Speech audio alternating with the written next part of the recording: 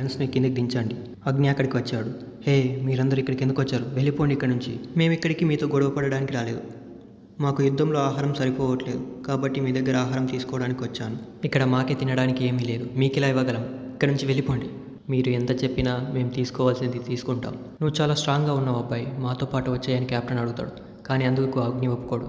ఇదే నా ఇల్లు, నేను ఇక్కడే బతుకుతాను అంటాడు. ఇంతలోనే కొంతమంది సైనికులు వచ్చి, కెప్టెన్, ఇక్కడ ప్రతి ఇంట్లోనే మనిషి అవయవాలు ఉన్నాయి.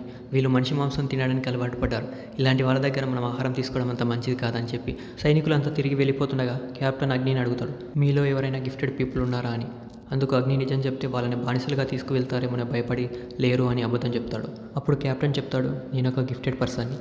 నా మంటలు ఒక్కసారి అంటుకున్నాయంటే అది ఏదైనా సరే పూర్తిగా కాలి బూడిదయ్యేంత వరకు ఆ మంటలు ఆరవు అని చెప్పి విలేజ్లో ఉన్న వాళ్ళందరినీ తన మంటలతో కాల్చి వెళ్ళిపోతాడు. ప్రతి ఒక్కరు కాలి బూడిదైపోతారు. కానీ అగ్నికున్న రీజనరేటివ్ పవర్స్ వల్ల